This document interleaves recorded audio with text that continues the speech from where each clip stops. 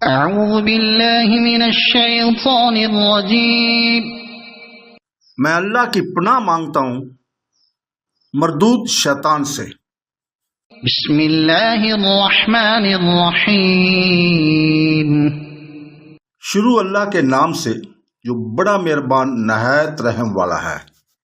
وَدَّتْ طَائِفَةٌ مِّنْ أَهْلِ الْكِتَابِ لَوْ يُضِلُّونَكُمْ وَمَا يُضِلُّونَ إِلَّا أَنفُسَهُمْ وَمَا يَشْعُرُونَ يَا أَهْلَ الْكِتَابِ لِمَ تَكْفُرُونَ بِآيَاتِ اللَّهِ وَأَنْتُمْ تَشْهَدُونَ يَا أَهْلَ الْكِتَابِ لِمَ تَلْبِسُونَ الْحَقَّ بِالْبَاطِلِ وَتَكْتُمُونَ الْحَقَّ وَأَنْتُمْ تَعْلَمُونَ وَقَالَتْ طَائِفَةٌ مِّنْ أَهْلِ الْكِتَابِ آمِنُوا بِالَّذِي أُنزِلَ عَلَى الَّذِينَ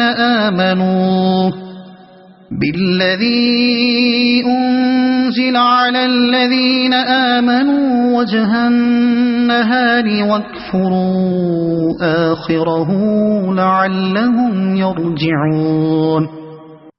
اہل کتاب کی ایک جماعت کی چاہت ہے کہ تمہیں گمراہ کر دیں، دراصل وہ خود اپنے آپ کو گمراہ کر رہے ہیں اور سمجھتے نہیں۔ اے اہل کتاب، تم باوجود قائل ہونے کے پھر بھی دانستہ کفر کیوں کر رہے ہو؟ اے اہل کتاب، باوجود جاننے کے حق اور باطل کو کیوں غلط ملت کر رہے ہو اور کیوں حق کو چھپا رہے ہو؟ اہل کتاب کی ایک جماعت نے کہا کہ جو کچھ ایمان والوں پر اتارا گیا ہے اس پر دن چڑھے تو ایمان لاؤ اور شام کے وقت کافر بن جاؤ تاکہ یہ لوگ بھی پلٹ جائیں۔ اس آیت کریمہ 69 سے لے کے 72 تک یہاں بیان ہو رہا ہے کہ ان یہودیوں کے حسد کو دیکھو کہ مسلمانوں سے کیسے جل بن رہے ہیں،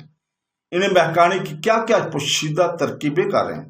کیسے کیسے مکر و فریب کی جال بچھاتے ہیں، حالانکہ دراصل ان تمام چیزوں کا وبال خود ان کی جانوں پر ہے، لیکن انہیں اس کا بھی شعور نہیں۔ پھر انہیں ان کی یہ ذلیل حرکت یاد دلائی جا رہی ہے کہ تم سچائی جانتے ہوئے بھی، حق کو پہچانتے ہوئے بھی اللہ تعالیٰ کی آیت سے منکر ہو رہے ہو۔ علم کے باوجود یہ بد خصلت بھی ان میں ہی ہے کہ حق اور باطل کو ملا دیتے ہیں اور ان کی کتابیں جو صفتیں رسول پاک صلی اللہ علیہ وسلم کی ہیں ان کو وہ چھپا لیتے ہیں۔ بہکانے کی جو صورتیں بناتے ہیں ان میں سے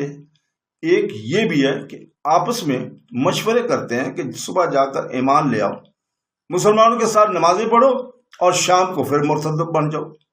تاکہ جاہل لوگوں کے دل میں بھی خیال گزرے کہ آخر یہ لوگ جو پلٹ گئے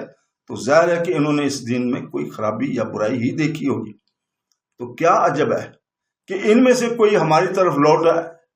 غرض یہ کہ ایک ہیلا جوئی تھی کہ شاید اس سے کوئی کمزور ایمان والا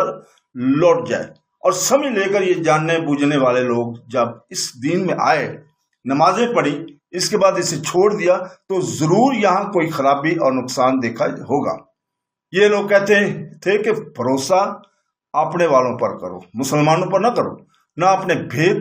ان پر ظاہر ہونے دو، نہ اپنی کتابیں انہیں بتاؤ